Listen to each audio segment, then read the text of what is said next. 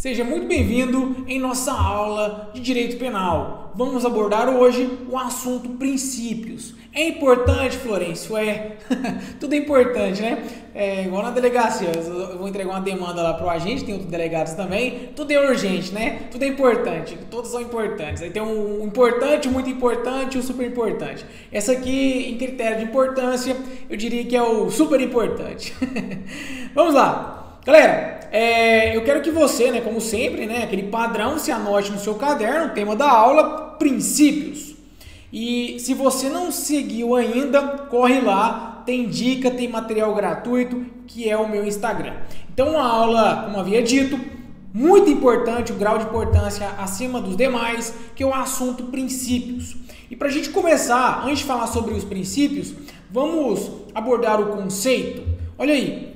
São os valores fundamentais que inspiram a criação e interpretação das normas. Podem ser implícitos ou expressos. Tem princípio que está expresso, né? Um exemplo é o LIMP. Já estudou sobre o LIMP? Lá do Direito Administrativo, no artigo 37 da Constituição Federal, né? Legalidade, impessoalidade, são expressos. Mas existem princípios que são explícitos. Embora não estejam expressos na legislação, eles são aplicados. Nós vamos falar sobre um deles hoje, que é o princípio da insignificância. Ele não está expresso na Constituição, no Código Penal, mas é aplicado, tá bom?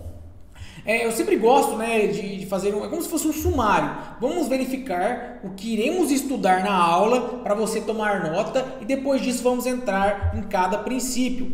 Claro, Florencio, são todos os princípios? Não, esses são os mais cobrados, né? Você não busca uma aula com ênfase no que é mais cobrado? Então, olha aí, princípio que é muito cobrado, intervenção mínima, que aí subdivide em fragmentaridade e subsidiariedade, legalidade, anterioridade, vedação ao bis in idem, a insignificância, lesividade, adequação social, pessoalidade, individualização da pena, humanidade, tá um pouco ruim, tô sem óculos aqui, o Florencio tá ficando velho, né?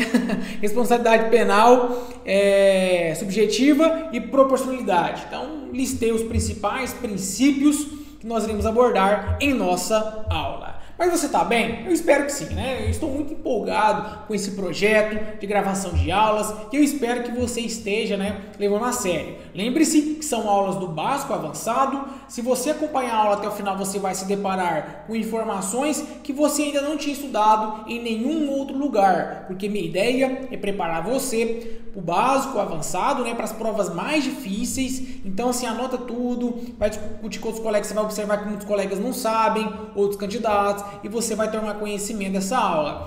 Florencio, tem que saber dos mais difíceis? Na minha visão, é a cereja do bolo. O aluno tem que tomar conhecimento das informações básicas, intermediárias, e aquela difícil é uma questão ou outra que você vai acertar e o seu concorrente não. Então vamos começar pelo primeiro princípio. Eu sempre gosto de começar por ele, que é o princípio da intervenção mínima. O Estado de Direito utiliza a lei penal como seu último recurso, última ratio, havendo extrema necessidade. O direito penal ele é utilizado, ele é acionado em último momento. É quando os demais ramos do direito eles não se mostraram suficientes. Se eu tenho algum ramo do direito para resolver, eu vou encaminhar eles primeiro. Se ninguém resolver e for uma situação mais séria, eu aciono o direito penal. Por isso, né, essa intervenção mínima, porque as consequências que diferem no direito penal dos demais ramos são as consequências. Eu tenho uma pena, alguém que for praticar um crime vai receber uma pena. Então, a situação é um pouco mais grave, né? Encaminhar ele para o cárcere, vai cercear a sua liberdade. Então, se eu tenho um outro ramo do direito que, em tese, consegue resolver, eu não vou acionar o direito penal. Por exemplo, um exemplo assim, eu gosto de exemplos bem assim, bizarros para você memorizar. Alguém que deve uma conta, né? Não pagou uma conta de água e luz. Ele não pagou? Vamos lá, vamos cessar a atividade, vai cortar a energia, vai cortar a água, vai negativar o nome dele, vai mandar para o Serasa. Então tem ramos do direito que conseguem resolver isso, né? O direito administrativo, o direito empresarial, conforme o caso, né? Imagina uma empresa. Então ninguém resolveu em um caso mais drástico, por exemplo, homicídio. Tem como falar assim, vou pagar uma multa para você, vou cortar sua energia. Não faz o menor sentido. Eu tenho que acionar aí o direito penal para situações mais graves. Esse princípio da intervenção mínima do direito penal, porque as consequências dele são muito graves. Aquele indivíduo que não pagou a conta, ele vai lá, paga, tira o nome dele lá do Serasa, do SPC, e ele volta a usar o recurso. Então, são situações que a própria sociedade se organiza, né? Mas situações mais graves, imagina um tráfico de drogas, né? Situações mais graves, eu preciso acionar o direito penal. As consequências jurídicas precisam, de fato, serem mais graves, tá bom? Então, esse princípio da intervenção mínima, ele subdivide em outros dois. O princípio da fragmentariedade, que eu quero que você anote no seu caderno, que o direito penal, ele deve se preocupar com ofensas realmente graves dos bens jurídicos. Então, nem todos os ilícitos vão configurar infrações penais, certo? Mas somente aquelas que atentam contra valores fundamentais para a manutenção e progresso do ser humano e sociedade. Então, imagine os bens jurídicos, né? Todos os bens jurídicos, imagine uma sala cheia com 50 alunos. Então, o direito penal vai entrar na sala como se fosse o professor, ele vai selecionar alguns alunos, são os bens jurídicos, aqueles principais. Entre vocês, eu vou aplicar a minha consequência se alguém violar esse, aquele, por ser mais grave. Os demais, os outros ramos do direito, os demais professores vão proteger. Tudo bem? É assim que funciona. Então, eu vou fragmentar a sociedade. Eu vou identificar por meio de fragmentos os bens jurídicos e vou proteger os principais. Por exemplo, a vida. A vida eu posso deixar o direito administrativo resguardar? O direito empresarial? Não, eu preciso de um ramo do direito, aquele mais severo ali que é o direito penal. Tá bom? Ficou claro? Então esse é o princípio da fragmentariedade, que a ideia não é qualquer infração que vai ser protegida pelo direito penal. Eu vou me preocupar apenas com aquelas situações mais graves. Então não é qualquer ilícito que vai ser resguardado. Imagina aí, o indivíduo que está dirigindo, ele está dirigindo com o farol desligado. Peraí, vamos atuar, não tem a questão do Código de Trânsito Brasileiro? Multa nele. Agora o indivíduo que ele acelera uma via que tem que andar a 60, ele está dirigindo a 150 e atropela uma pessoa, peraí, é diferente. Vamos acionar o direito penal. Notou a diferença? Que entre os bens jurídicos diversos eu vou proteger os principais e nem todo ilícito vai ser também considerado ilícito criminal, certo? Já o princípio da subsidiariedade, anota no seu caderno, que o direito penal é acionado quando não for solucionado a questão pelos demais ramos do direito. Então tem que avaliar o caso concreto. Se eu tenho, no caso concreto, algum ramo do direito que possui algum instrumento apto a resolver aquele problema, eu não vou acionar o direito penal. Por isso que ele é subsidiário. Tá? Ficou claro?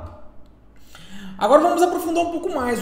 Agora já vem, sabe aquela situação mais pesada? Que a ideia, esse aqui é o básico, tá? Que eu falei foi o básico. Agora vamos para uma situação um pouco mais difícil. O que significa fragmentariedade às avessas? Ora, se a fragmentariedade, esse princípio que é um subprincípio da intervenção mínima, dispõe que eu vou proteger os principais bens jurídicos, não é qualquer ilícito que vai ser protegido pelo direito penal. Essa é a ideia da fragmentariedade. O que seria as avessas? É o contrário. Inicialmente, o legislador protegeu alguns bens jurídicos, mas com o passar do tempo descobriu, olha, isso aqui na verdade não merece ser protegido pelo direito penal. E é o momento que as leis vão sendo revogadas.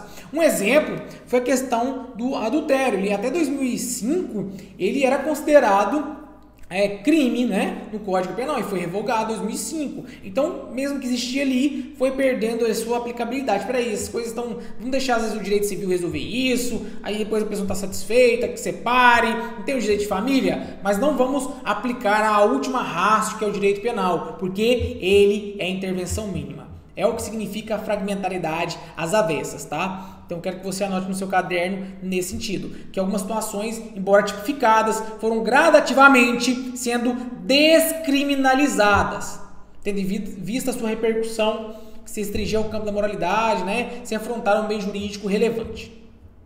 O que é um princípio da exclusiva proteção do bem jurídico? Esse é um princípio que você vai anotar no seu caderno, né, que o direito penal moderno, ele busca proteger os bens jurídicos principais. Os bens jurídicos, essa é a ideia do direito penal. Então, basicamente é isso, né? Que é a proteção de bens jurídicos fundamentais para a preservação e desenvolvimento do indivíduo e sociedade, né? Já falamos sobre isso anteriormente, então não vale a pena ficar, né, reiterando. Princípio da legalidade, também conhecido como reserva legal ou estrita legalidade, alguns sinônimos. Claro, né, que alguns doutrinadores vão tentar trazer conceitos sobre cada um, mas eu vou pela regra geral, tá? Eles são utilizados como sinônimos. Princípio da legalidade, ou reserva legal, ou estrita legalidade. O que significa? Que somente por lei em sentido estrito, em regra lei ordinária, mas pode ser também criado por lei complementar, material e formalmente, é possível criar crimes, contravenções penais e combinar, que é prever as penas e medidas de segurança. Logo, eu quero que você anote no seu caderno, né? Ficou muito claro isso, né? Somente por lei. Ah, Florencio, me dá um exemplo. Presta atenção, imagina aí crime, que eu já te expliquei que a intervenção mínima apresenta as consequências mais graves. Então eu vou poder criar um crime por meio de um decreto do prefeito. Vou poder criar um crime por meio, sei lá, de uma portaria que vai sair no diário oficial do governador. Então eu não posso criar, amanhã já revogou. Demonstra uma certa insegurança jurídica, eu preciso criar, né, um respaldo jurídico mais concreto, tem que passar por um debate muito sério no Congresso Nacional. Aí não, vamos criar crime? Vamos, mas por quê? Discute e depois tem a sanção presidencial. Então vamos tornar a tipificação de condutas criminosas o acionamento do direito penal para aquele de fato, aquele que é eleito para representar o povo, que vão debater de forma mais séria e concreta, vai seguir todo um rito legislativo e não vai ser criado simplesmente por meio de uma resolução, um decreto, uma situação muito frágil que amanhã já pode cair. Imagina a segurança. Hoje é crime em situação X, amanhã já não é. Estudo é feito e ao bel prazer de um prefeito, de um governador, até mesmo do presidente. Eu não posso tornar isso tão fácil de manejo, né? Tem que ser algo mais concreto, um debate mais sério por meio de lei. Então, quem cria crime é lei, tá? Eu preciso do Congresso Nacional criar uma lei para tipificar aquele fato ali como criminoso. Então, logo, eu quero que você anote no seu caderno, anota aí, logo,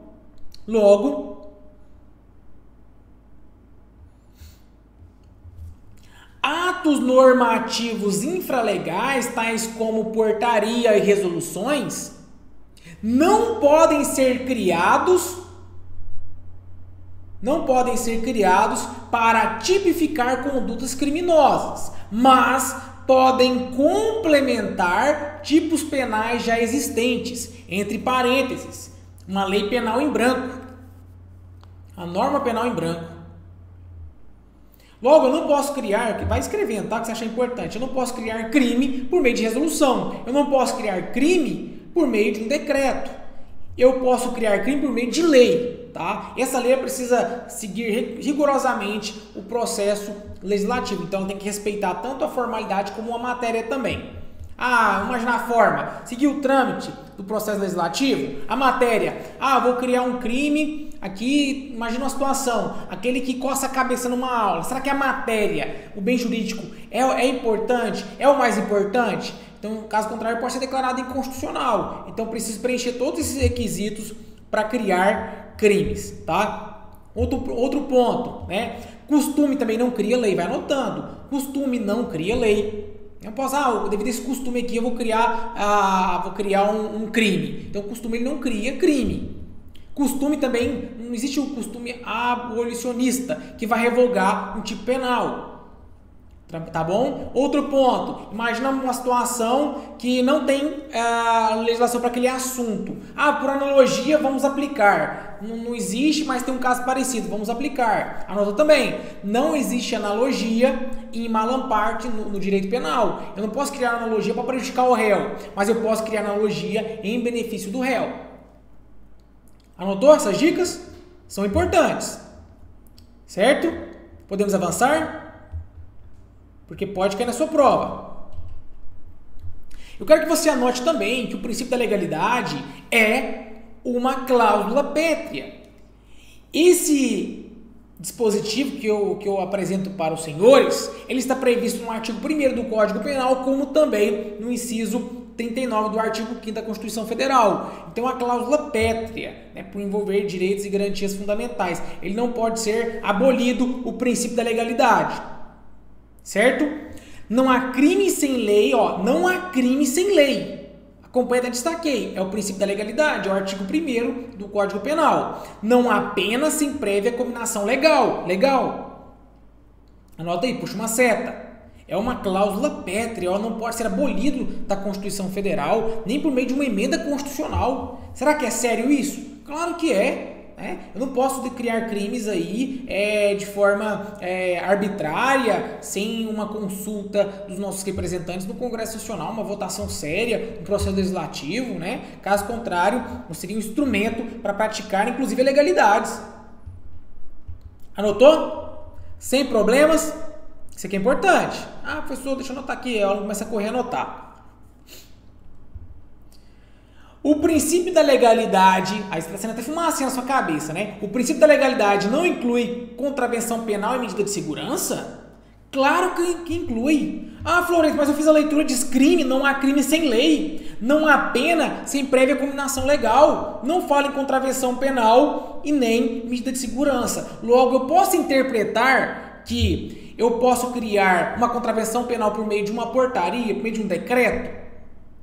Não, tá? Então, embora a nossa lei tenha apresentado espécies de um gênero, eu devo incluir também as outras espécies. Então, quando eu digo não há crime, eu tenho que interpretar que inclui contravenção. Quando eu digo que não há pena, eu devo interpretar que inclui também medida de segurança. Se cair dessa forma, está certo. Se perguntar, não há contravenção penal sem lei, está certo. Não há medida de segurança sem prévia cominação legal, está certo.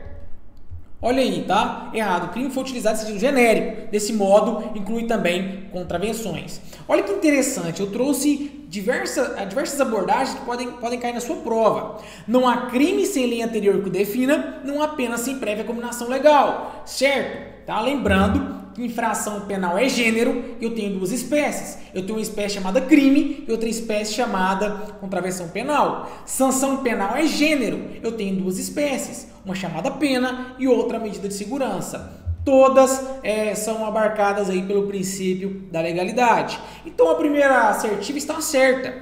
Não há contravenção penal sem lei anterior que o define. Está certo. Não há medida de segurança sem prévia cominação legal. Está certo. Não há infração penal sem lei anterior que defina. Está certo a infração penal? Olha, o certo, se fosse fazer uma correção do legislador, o adequado seria falar de gêneros que automaticamente estaria incluindo as espécies. Não precisava a gente aprofundar tanto no debate doutrinário. Mas o certo mesmo, o adequado seria essa última opção, constar lá no artigo 1º e no inciso 39 da Constituição Federal. Não há infração penal, porque é o gênero. Logo, inclui crime e contravenção, sem lei anterior que o defina. Não há sanção penal, logo inclui pena e medida de segurança, sem prévia cominação legal. Mas todas as formas, as 4, podem cair na sua prova e estão corretas. Anotou? Olha aí, hein? E aí, medida provisória pode criar crime? Aí o aluno estuda lá em Constitucional que medida provisória tem força de lei. Peraí, se medida provisória lá em Direito Constitucional, que eu estudei, que é aquela medida decretada pelo Presidente da República com força de lei, ora, crime é o crime por lei, medida provisória tem força de lei, então pode, Florencio, criar crime. Olha aí o pega de prova de concurso público. Errado. É vedada a edição de medidas provisórias sobre matéria relativa a direito penal, seja ela prejudicial ou mesmo favorável ao réu. Se você fazer a leitura lá na Constituição Federal, lá é vedado medida provisória para tratar sobre direito penal. Lá não diz se é para beneficiar, muito menos prejudicar. Não pode. Tá? Eu preciso de lei e não é medida provisória. Ocorre que eu tenho um precedente do STF que historicamente firmou jurisprudência no sentido de que as medidas provisórias podem ser utilizadas na esfera penal desde que benéficas ao agente. Então depende de como cair na sua prova. Se ele não falar nada, perguntando, medida provisória pode criar crime? Vai pela Constituição Federal, que a resposta é não. Medida provisória não pode tratar sobre matéria do direito penal, a Constituição Federal. Agora, se perguntar uma questão mais bem trabalhada, perguntando a jurisprudência do STF, peraí, aí você tem que ler com atenção as opções e escolher aquela que vai dizer que, se for para beneficiar o réu, é possível medida provisória de acordo com a Suprema Corte. O princípio da reserva legal, ele possui dois fundamentos. Um de natureza jurídica e outro de cunho político. O fundamento jurídico do princípio da reserva legal, da legalidade, eu quero que você anote no seu caderno que o fundamento jurídico é o próprio princípio da taxatividade. O fundamento jurídico é o próprio princípio da taxatividade. Entre parênteses, é a certeza e determinação que a lei que criminaliza algum comportamento precisa ser precisa, precisa ser clara e de fácil compreensão. Então, taxatividade, quando eu for criar uma lei penal, o princípio da taxatividade, que é o próprio fundamento jurídico da reserva legal, o tipo penal, ele precisa ser claro, de fácil compreensão. Não é só um doutrinador, um juiz, um delegado de Polícia Federal, que é o meu caso, tem que interpretar bem a lei. Olha, eu preciso ter de conhecimento de todo mundo. Matar alguém, crime, homicídio. Subtrair para si ou para o trem, coisa alheia móvel. Então eu preciso de uma lei clara, de fácil compreensão, para que todo mundo tome conhecimento o que é crime e o que não é. Tá? Então eu coloco uma observação no fundamento jurídico que é vedada a criação de expressões muito vagas e genéricas para criminalizar determinado comportamento. Já o fundamento político, anota aí, é a proteção do ser humano contra o arbítrio do Estado, no exercício do seu poder punitivo, que é um direito fundamental de primeira geração ou dimensão dos direitos fundamentais. Então, por que existe a legalidade? Por que existe o princípio da legalidade? Por que eu preciso de uma lei? Exatamente para você se resguardar em face do arbítrio do Estado. Imagina aí, igual eu expliquei, vamos criar um crime hoje, amanhã já revoga, só para punir você, me punir, prejudicar, vou punir o fulano de tal, que ele quer ser policial. Aí eu crio um crime hoje, ao que você fez, aí amanhã eu já revogo. Será que eu posso criar esse arbítrio? Não. Então, a legalidade, ela preserva, ela cria uma lei que o próprio Estado vai ter que submeter essa lei. Tá bom? Anotou no seu caderno? Vamos avançar. O que são mandados de criminalização? O que são os mandados constitucionais de criminalização? Ora, observe algo. Se você já estudou direito constitucional, já deu uma lida na Constituição Federal, o que é a Constituição Federal? É como se fosse a lei principal de um país. É uma carta principal que ela vai apresentar diretrizes, abordagens que as demais leis precisam acatar, precisam obedecer. É como se fosse uma lei principal de um Estado, leia-se do país. Então, com base nessa lei, nessa carta principal, as demais leis precisam observar ela como se fosse uma referência. Espera aí, eu estou falando sobre isso, mas deixa eu ver o que diz essa lei grandona aqui, principal. Eu estou de acordo com ela ou não? Porque se não tiver de acordo, ela inclusive pode ser declarada inconstitucional. Se for uma lei anterior à Constituição Federal, ela pode ter sido não recepcionada. Ou seja, quando eu tenho uma Constituição Federal, tudo que vigorava no Brasil precisa passar por um filtro constitucional. Imagina aqui, né? Eu tenho uma legislação, surge uma Constituição nova de 88, então algumas coisas vão passar por ela, outras não, outras coisas vão ficar, não foi recepcionado. E o que passar, ou que for criado depois, precisa observar essa carta constitucional. Caso contrário, o STF, inclusive, pode declarar a sua inconstitucionalidade.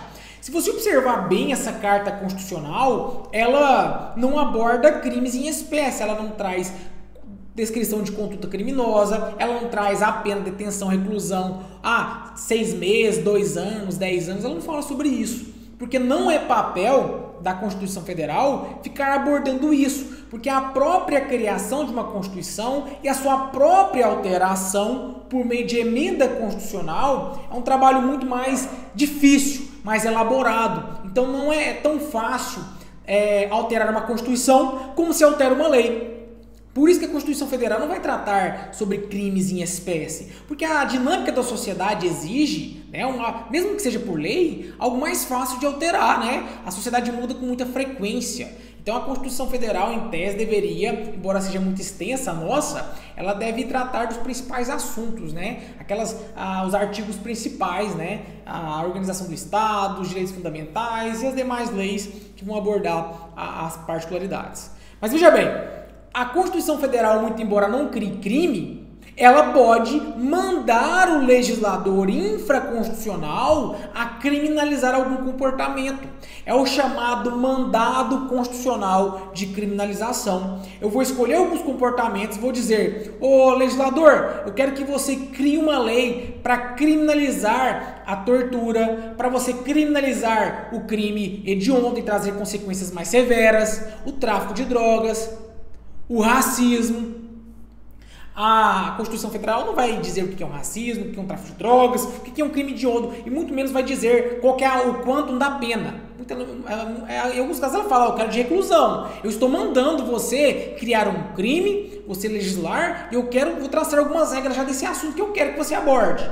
Isso é o chamado mandado constitucional de criminalização. Então volta para a tela, anota no seu caderno. Os mandados de criminalização, e lembrando, podem ser expressos e implícitos. Expressos: tortura, racismo. Implícito, quando eu trago ali no artigo 37 sobre os princípios da administração pública, será que eu estou criminalizando comportamentos relacionados aí à corrupção, um peculato? Também, né? Implicitamente. Então o mandado pode ser expresso e implícito. Os mandados de criminalização indicam matérias sobre as quais o legislador ordinário não tem a faculdade, ele não tem a opção de legislar, mas a obrigatoriedade de tratar, protegendo determinados bens ou interesses de forma adequada e, dentro do possível, integral. Muitos sabem o que significa mandados de criminalização, mas eu coloquei uma observação, eu quero que você transcreva, que segundo a doutrina, há mandados constitucionais, na verdade, anota aí, há mandados internacionais de criminalização. O exemplo é a Convenção de Palermo, né, que traz comandos para criminalizar as organizações criminosas. Tá bom? Então, um exemplo aí importante. Então, segundo a doutrina, há mandados internacionais de criminalização.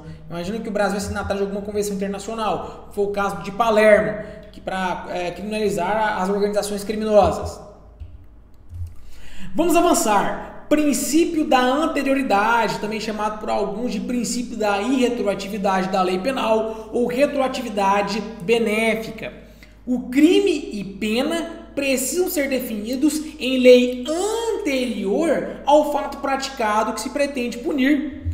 Então, se eu for punir uma pessoa, eu preciso avaliar: tem lei que pune aquele comportamento? Essa lei é anterior ao fato que ele praticou? Hoje, praticou um fato. Antes era crime, foi por meio de lei, aí ele pode ser punido. Agora praticou um fato hoje e não tem lei. Ou é uma lei que foi criada depois, uma semana depois que ele praticou, aquele indivíduo ali, ele não vai ser punido, tá? Inclusive eu trouxe uma ilustração, olha um bonequinho aí, né? Tá com a faca na mão, o bicho é brabo, hein? Lembra lá do carinha? Olha a faca, ficava brabo lá, surtado. Ô, essa é antiga, hein? Eita, porra. Vamos lá. Ó, Lei X criou o crime de roubo. Eu trago tá lá no Código Penal, você sabe que existe, mas vamos imaginar são exemplos que ajudam a fixar, tá? Vamos imaginar que uma lei X criou o crime de roubo, né? 6 meses atrás. E a pessoa praticou hoje, 6 meses atrás criou o crime, entrou em vigor a lei e hoje a pessoa praticou o crime de roubo. Ela pode responder? Claro, é por meio de uma lei e foi anterior ao fato que eu quero punir. Imagina que é uma linha do tempo. Olha aí, hoje, antes criou o crime, então ele pode ser punido. Agora veja esse outro exemplo. Hoje eu pratiquei uma situação, né? Imagina que não era crime, roubo, não era. A lei foi criada depois. Neste caso, muito embora seja grave e eu não tenho outro tipo penal que pode ser caracterizado, se amoldar aquele fato delitivo que foi criado depois, esse indivíduo não vai ser punido. Então eu preciso de uma lei e essa lei tem que ser anterior ao fato que eu quero punir. Tá bom? Fechou? O princípio da anterioridade, né, ele traz essa outra previsão. Possivelmente você já deve ter observado em algum lugar ou material dizendo: a lei penal não retroage, salvo em benefício do réu. Olha aí, roubo, pena máxima de 10 anos, era crime, a pena era 10 anos. Aí hoje ele praticou, então ele está respondendo aí por meio dessa lei que prevê 10 anos de pena. Surgiu uma outra lei, o Congresso Nacional discutiu e alterou o artigo de roubo, né, o artigo 157, e resolveu alterar. Peraí, roubo, a pena está muito alta, na minha visão, e alterou, passou pelo Congresso, o presidente sancionou e entrou em vigor. Então a pena caiu. Essa lei posterior é pior ou melhor? Se for uma lei melhor, ela retroage ao fato que aquele indivíduo praticou e pode sim, né, ter influência no cálculo da pena dele. Então, olha, eu pratiquei hoje, a pena era 10 anos, aí, sei lá, uma semana depois a pena reduziu, então a pena é posterior, né? Teve uma redução, uma lei melhor, benéfica, posterior. Essa lei ela pode sim voltar no passado, retroagir em benefício do réu. Então ele está sendo processado, vamos lá, praticou um ano atrás um crime de roubo, 10 anos. Aí surgiu uma lei melhor, ele pode estar sendo investigado, processado, enfim, até mesmo condenado. Uma lei posterior melhor, ela pode sim dar ensejo a alterações e reflexos no processo do indivíduo, mesmo que o fato que ele praticou já tem algum tempo e a lei era maior, porque a lei penal ela não retroage, salvo em benefício do réu. Então, naquele fato que ele está respondendo, peraí, você praticou tem um ano, né?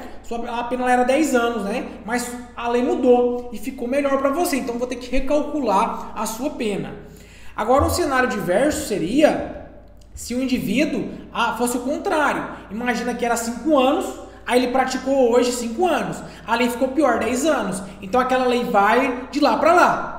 Então, agora entrou em vigor, tá valendo 10 anos, imagina o inverso nesse exemplo, tá? É 5 anos, tá respondendo, praticou hoje, a lei fica pior, fica mais grave, ou seja, ficou mais grave, então ela não vai ser retroagida para prejudicar ele, porque a lei é retroativa, salvo em benefício, benefício não é para prejudicar, então não vai valer, ela vai valer daquele momento para frente, para quem praticar depois daquela lei, certo? Eu quero que você anote no seu caderno também que prevalece o entendimento na doutrina, que é proibida a aplicação da lei penal durante a vacatio legis, pois ainda não entrou em vigor, é o entendimento majoritário. Uma lei, quando ela é publicada, ela tem um período de conhecimento. Aí tem algumas leis que entram de forma imediata, tem algumas que a própria lei prevê um prazo para começar a vigorar. A regra geral, de acordo com a lei de introdução às normas do direito brasileiro, aqui no Brasil é 45 dias. Mas se a lei pode dispor de forma diferente. Não, entra em vigor na data da publicação. Entra em vigor daqui a um ano, para a população tomar conhecimento para depois começar a valer. Então veja bem, publicou, tem um período de vacatio legis, de conhecimento. Ela vai ter aplicação? Prevalece que esse período de vacatio legis, a lei ela não é aplicável aí no direito penal, porque é o período de conhecimento. Então, nesse lapso temporal, se alguém praticar, ele não vai ser responsabilizado pela lei, porque ele está no período de vacatio. Eu vou dar um intervalo agora e a gente vai voltar para o segundo bloco, porque nós vamos resolver essa questão e dar continuidade no estudo dos princípios. Aguardo você, não me deixe esperando para o segundo bloco.